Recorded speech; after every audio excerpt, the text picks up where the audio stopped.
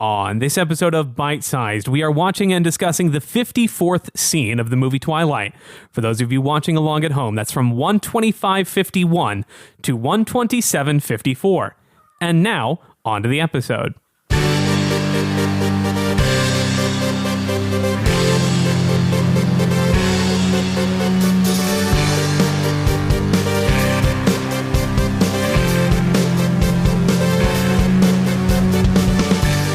Hello, everyone, and welcome back to yet another episode of Bite Sized. If this is your very first episode, here's what's going on.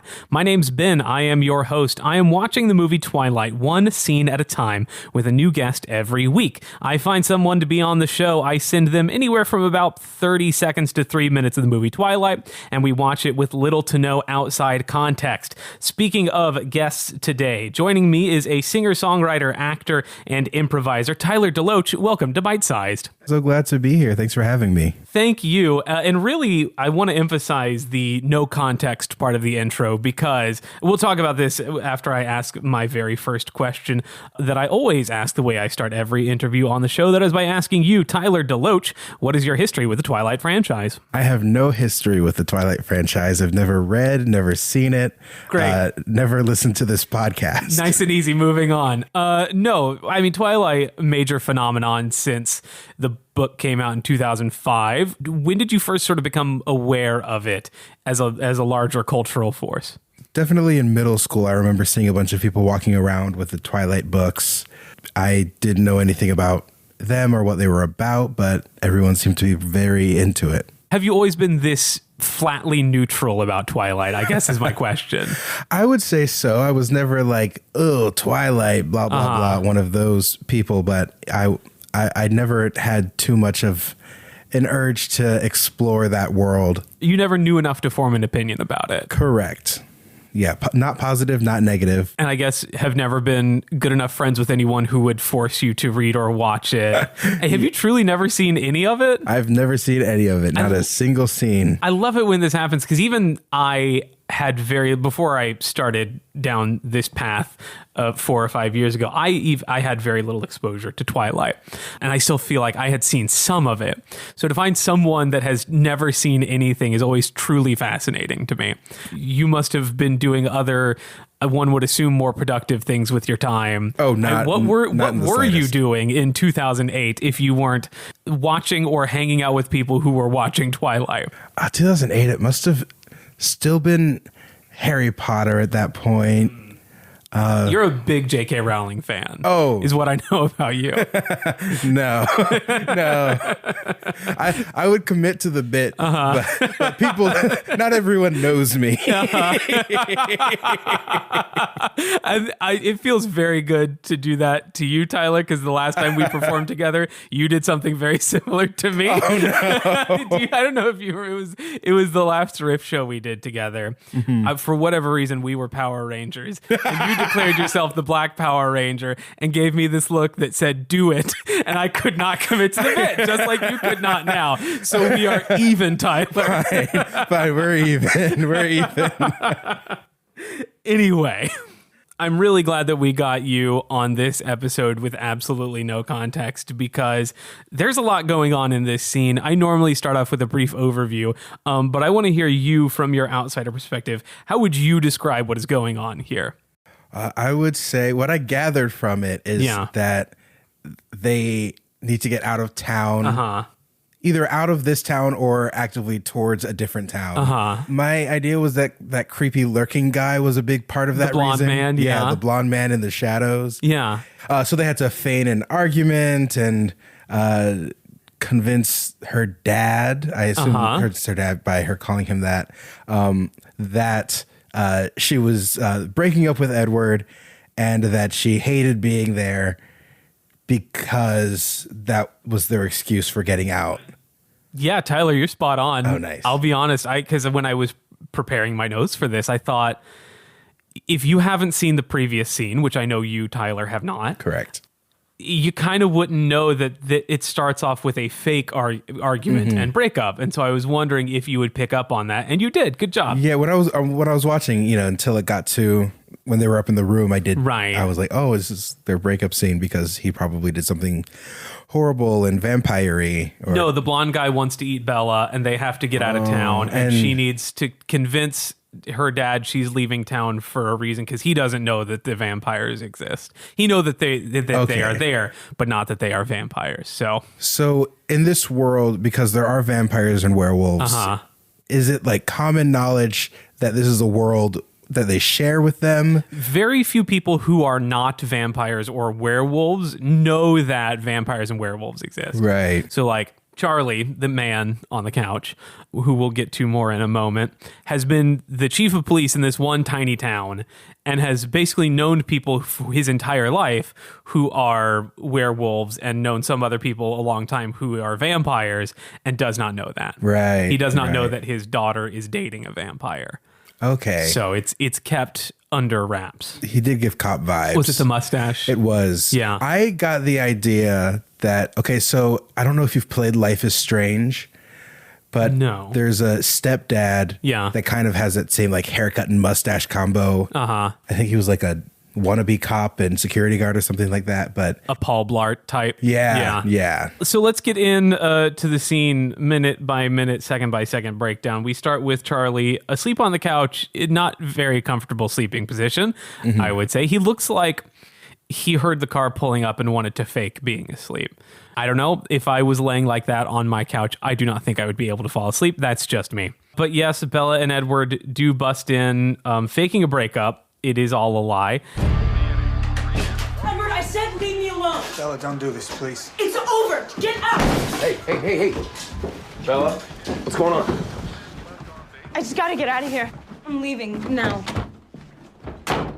And really, I think we're robbed of the scene of them two planning that out beforehand, because the scene directly before this is the two of them in a car driving to the house, talking about the fact that they need to leave, but we don't see them discussing, okay, we'll fake a breakup. Here's what I say. Here's what you say. And I really wish we had gotten that.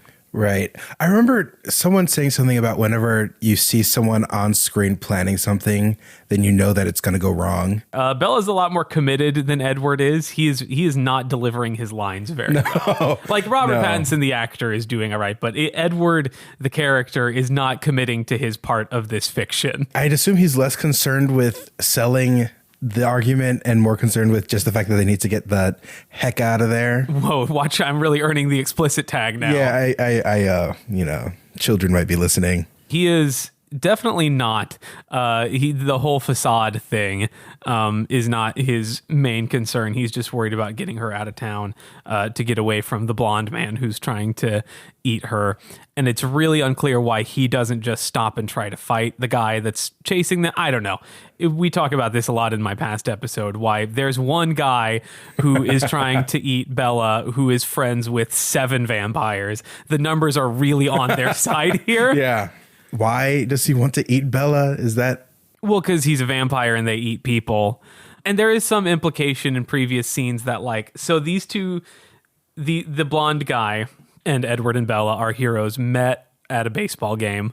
You may have heard of the famous Twilight scene. Yeah. So that blonde guy and 2 of his friends roll up on this baseball scene. And you just sort of get the sort of implication is that James, the blonde man, notices that like Bella is not a vampire, she's a human, but then sees the way that Edward and the other vampires are like protecting her and is like, ooh, a challenge. I want to eat her, not just because I eat people, but because for the thrill of the game, you know? I see that. That's disturbing. You know, when you're alive for as long as vampires are, you have to find new ways to entertain yourself. That's true. And new challenges. Yeah, I watched The Good Place and they kind of dive into that in season 4. So yeah, Interview with the Vampire sort of gets into that too. Just the sheer boredom of being immortal. After a while, you have done literally everything. They go into Bella's room and start packing, and Bella says she doesn't want to hurt Charlie, but Edward says he has to, and then just leaves. Bella? Well, what am I gonna say to him? I can't hurt him. Bella, what's going on? You just have to. Thanks for helping, bud. He's really not putting in any effort with this one at all. Did he hurt you? No. Break up with you or something? No, I broke up with him. I thought you liked him. Yeah, that's why I have to leave. I don't want this. I have to go home. Bella says she wants to go home, which is in Phoenix. And the whole point that Bella moved to this small town in Washington is because her mom left Phoenix for her boyfriend's work. Her mom, Charlie's ex-dad, is dating a minor league baseball player. Oh, Charlie XCX is dating a minor league. Yes, Charlie's ex CX is her name. Dad. Specifically, she lives in Jacksonville, which means she's dating a AA baseball player, which you as a fellow sports fan will understand. Yeah. You can do better than a AA player, I feel like. Yeah, I think so. I was trying to think of who the Jacksonville minor league baseball team is. They're currently the Jumbo Shrimp. I was thinking but this came out before that sort of big wave 5 to 10 years ago of minor league baseball teams giving themselves ridiculous names. Like so the Biscuits. And the Biscuits had been around for a while, but like the Yard Goats or the Trash Pandas or whatever, just so that people would buy their hats online. Yeah. Let's see. At the time this movie came out, they were the Jacksonville Suns. And they were the AA affiliate of the Los Angeles Dodgers. Okay. Yeah. I'm thinking that's tough travel wise, but I guess. I mean, like, yeah, I wouldn't want to live in Jacksonville either, but I really wonder why. A question I've asked a lot in this show, and listeners are probably tired of hearing me ask, is why, Stephanie Meyer, did you make the mom of your protagonist here in a relationship with a AA baseball player? That seems very out of the blue. Like it's not relatable to almost anybody. You mentioned, and I just learned when you mentioned this, that Bella's from Arizona. Yeah. So is it like a big thing that she goes from like very sunny to very rainy? Oh yeah, that's within like the first few minutes of the first movie. Is like the first movie starts in beautiful sunny Phoenix, like in the literal desert, and then she moves to Forks, which is the rainiest city in the continental US, which is why the vampires live there, so that they won't be out in the sun. Right. This is Twilight 101, Tyler. Step it up.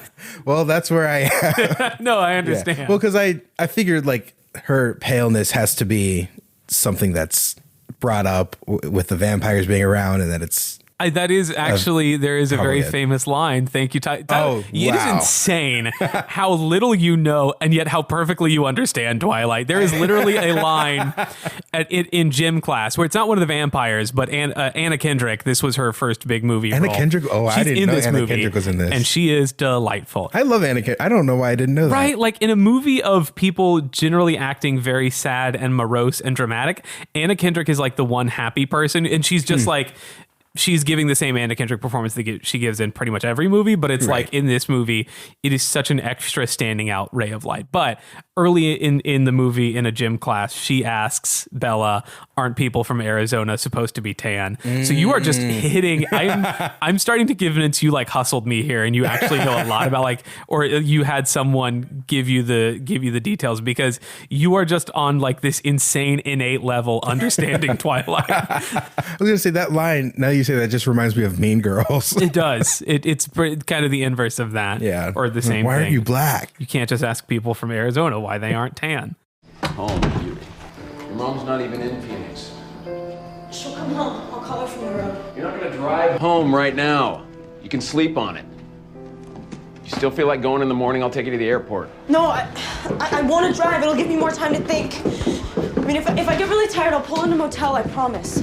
She's 17 and she is 1,500 miles away from Phoenix, and her car is like a 1950 something pickup truck. And if I were her dad, if I were Charlie in this situation, he does an all right job of offering like, maybe go to sleep and I can take you to the airport in the morning if you still think about it. But if my 17-year-old daughter was going to leave in the middle of the night to go on a cross-country road trip by herself in a 50-year-old truck, I would like bar the door. I would be like taking her keys. Like you can't do that. Yeah, it makes me think like, is there like he's like afraid to really force her to do anything. Because I mean, she said she was driving. It was a long trip. I didn't realize like Washington to Arizona. Yeah, it's from Forks, which is just outside of Seattle, to Phoenix, which I looked it up in my preparation for this. Is exactly 1,501 miles. It's through a lot of mountains. Yeah, that's you can't let, you have to take the keys away. No, you really have to do something more than well. Hey, what if you don't? But once again, you do hit on something that he doesn't want to push that conference. Another recurring theme through this whole movie that you once again nailed perfectly is sort of Charlie's emotional unavailability and the weird sort of inability to have a relationship with his daughter. Right. You just nailed it. I'm astonished at how perfectly you're getting all this. But then, the conversation takes a turn, and Bella starts to get a little bit too real because she said she doesn't want to hurt her dad. But this is when she goes full Air Bud or Harry and the Hendersons and is just like, I don't want to live here. Look, Bella, I know I'm not that much fun to be around, but I can change that. We can do more stuff together. Like what? Like watch baseball on the flat screen? Eat at the diner every night, steak and cobbler? Dad, that's you, that's not me. Bella, come on, I just got you back. Yeah, and if I don't get out now, then I'm just gonna be stuck here like Mom. I don't want to live here stuck like Mom did, even though Mom is clearly not stuck. Like Mom got out just fine, apparently. Okay. She left and started dating a AA baseball player. Those guys make the big bucks. Yeah, they almost make $30,000 a year. I do. Yeah. I also think the fact that he is a minor league baseball player, to me, a AA baseball player specifically, is weird to me because that means he is either 19 or bad at baseball. Yeah, because for her to have a 17-year-old daughter, and to be like she's either dating someone significantly younger than her who just entered the farm system, or had a pro career for a little while and then washed out and is now like bouncing around the minors or never could quite hack it in the bigs. Yeah. I don't know. It's just it is one of those things that clearly Stephanie Meyer didn't think about. It turns out it's just like Alex Rodriguez, but he's rehabbing a shoulder injury. He could be. Refers to him as a AA baseball player. And the fact that the movie starts off with them in Phoenix and then they move to Jacksonville, which gives the implication that he was in Phoenix for spring training and did not make the final cut. He did not make the 40-man roster. They left him down in AA. He is not good at baseball. Is it try again next year, kid? Man, you're washed out. Yeah. The curveball just doesn't have it anymore. We'll give you a shot in September if we're not in the playoff race. Finally, someone understands. Someone understands my weird facet that, like, I'm sure Stephanie Meyer did not think this much. The consequences and implications of making Mom's boyfriend a AA baseball player, but it raises so many questions that are never going to get answered. Do we meet this baseball player, or is it just mentioned? I think we see him in the background of a couple scenes. There's one scene, at least one scene earlier in this movie where Bella is on the phone with her mom while Phil, her boyfriend, is in a batting cage, like taking some reps. I think that's really the most we ever see of him. Yeah. I don't think he has any lines in any movie.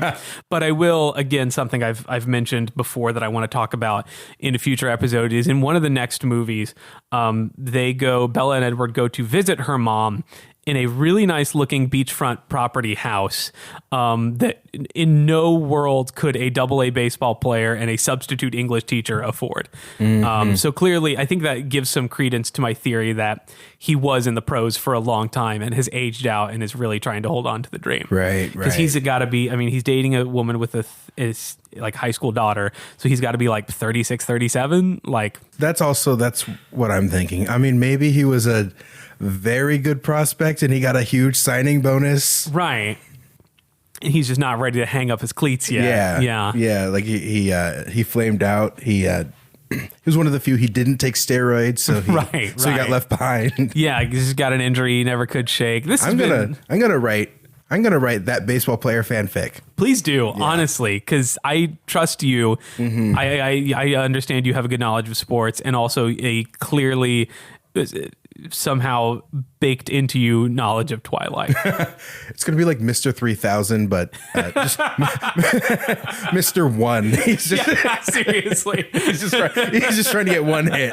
Just it. That's all he wants. Yeah, but his vampire stepdaughter just keeps, or vampire adjacent stepdaughter keeps getting in the way. Keeps showing up and causing trouble. But as I was saying before we went on a 7-minute tangent about baseball that Twilight fans are really going to enjoy. Yeah, she starts to get really real and say things like, I don't want to be stuck here like mom does. And it does feel like a little bit like she's unloading some real pain.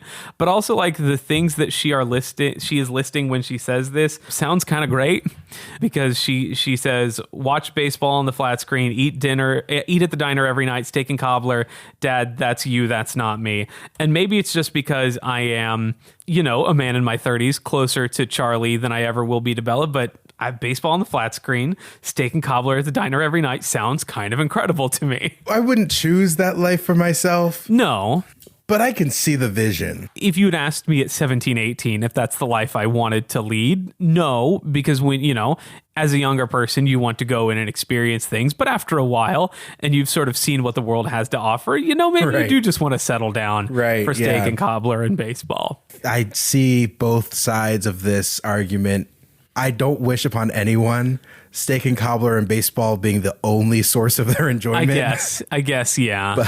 But I do appreciate what that brings for him. Yes, I'm just saying, Bella. Like, it could be worse. Yeah, there is something to be cherished about the stability of that. And Bella, as she gets older, will come to understand the beauty of a good routine. Yeah, but again, it seems like the biggest issue was her getting eaten. So yeah, no, that is a concern. Yeah, I guess more so than the steak and cobbler. there were more pressing issues at hand, I guess, than Bella's life like that. Mm-hmm. Because yes, the scene ends with Bella leaving on her own, because I don't think we see Edward enter the house with her.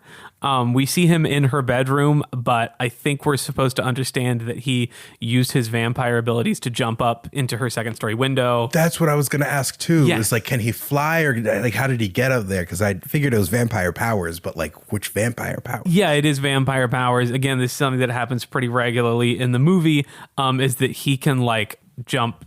He's super strong, like all vampires are, obviously.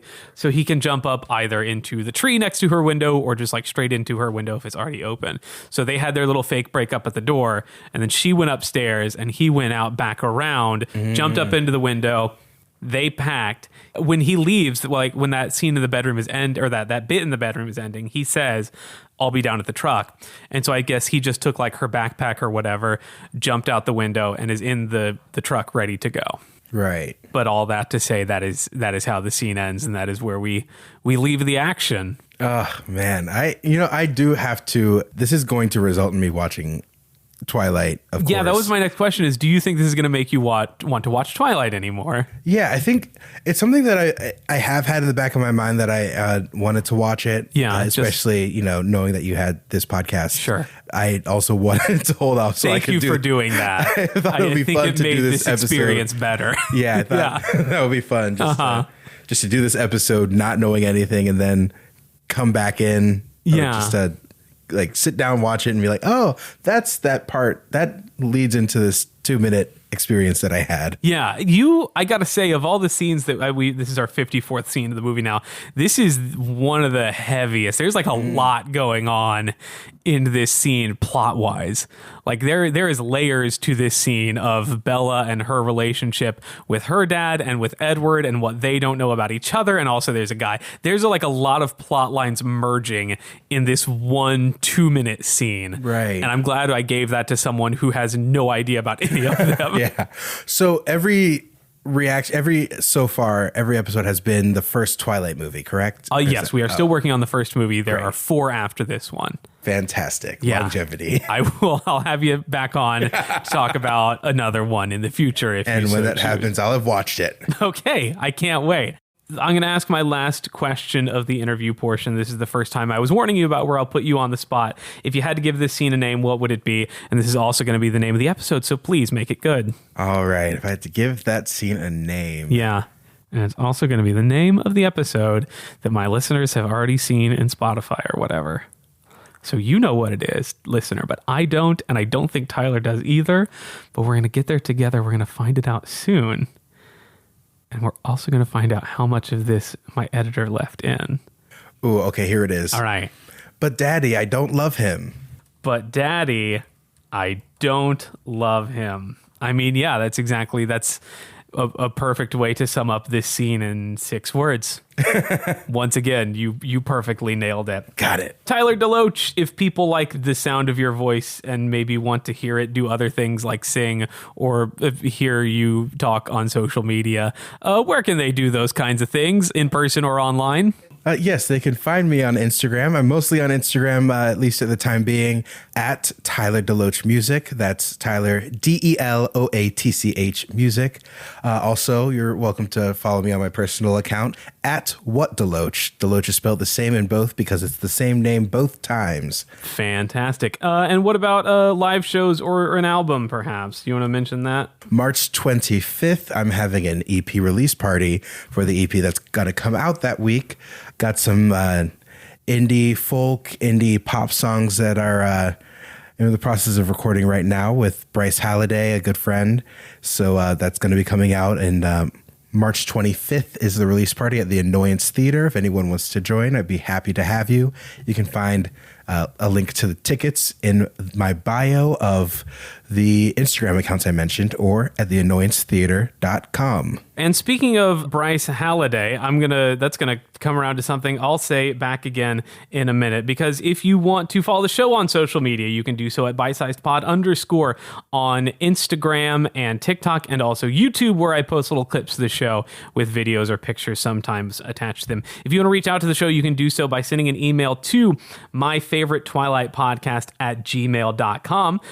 You can do that such as like listener Moira did in response to an episode that I did with Bryce Halliday. Thank you for bringing that up. Moira says, "Hello, Ben and Ben. I started listening to Bite Size last week after seeing a Target ad for it in my Instagram feed. Thank you. My ads are working." Yes. She goes on to say, "You and Bryce sure do make a lot of jokes about the fake snake that some unnamed character was brandishing at another character at the beach. That is not a snake. It is a real plant, a type of coastal vegetation called bull kelp. They look like long whips, hence their name. It is not and was never supposed to be a snake. We didn't think it was a snake, Moira. We thought it was some rope. Tell me you didn't grow up by a beach without telling me you didn't grow up by a beach. I did grow up by a beach. We just didn't have good vegetation like that. We had red algae, which is really small and annoying. Thanks, Galveston." It's a great point. I don't know why I'm looking at you, Tyler. Like, I expect you to do any... I'm a big fan of Moira. Yeah, clearly. Well, Moira goes on to say they are really neat and deserve to be known as they truly are. Not for the fake news, misinformation, plastic steak. You in Australia over there misidentified them as. So, Tyler, you're really coming... Moira, right up your alley. You're really singing Bryce Halliday there. While I live in Pittsburgh now, I was born and raised in the Pacific Northwest growing up, and now we're north of Seattle, so you are clearly an expert on the marine vegetation of the area. Twilight franchise overall will always hold a special place in my heart, because for what it felt like for the first time since Sleepless in Seattle, people around the country cared about my literal corner of the world, not just the city, but a dead logging town and all our beautiful forests. I'm grateful the Twilight movie showed everyone how special the Pacific Northwest is. I'm not sorry for roasting you, and thank you for making your show, MJ, Moira, whatever your name truly is. Thank you so much for writing into the show and clearing up that and giving me a little biology lesson and giving Tyler a reason to laugh at our mutual friend who you call Australia, and maybe we'll just make that his nickname now. All that said, if you want to email the show like Moira did and maybe get your email read on the air, you can do so by sending an email to myfavoritetwilightpodcast@gmail.com. Apologies to all other Twilight podcasts. Thank you to my editor, Ben Oxher, for putting this show together. Thank you to the band Swimwear Department for letting me use their song Mauled to Death as our theme. And that is it. That is all we have for today's episode. As we always say at the end of every episode, Vampire Weekend to the Vampening. Vampire Weekend to the Vampening. See you next time.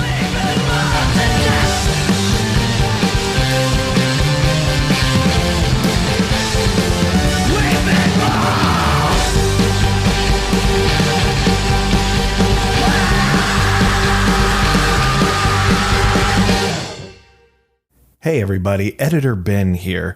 We came up just a little short on this week's episode, and maybe your commute's not over. So, as a bonus, here's some more stuff that I just learned about bull kelp.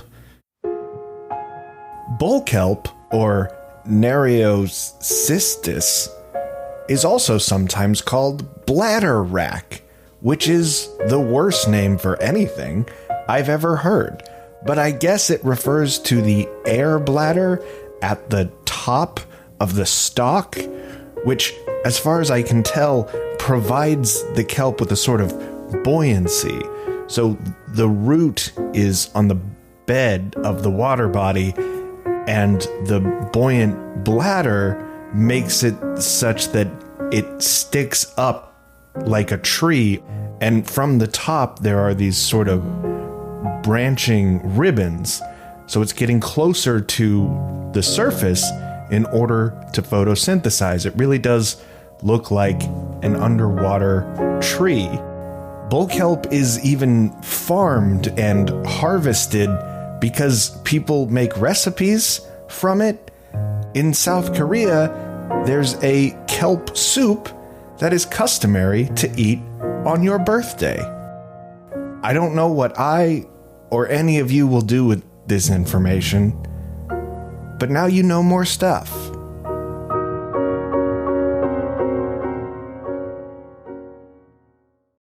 I can't hurt him.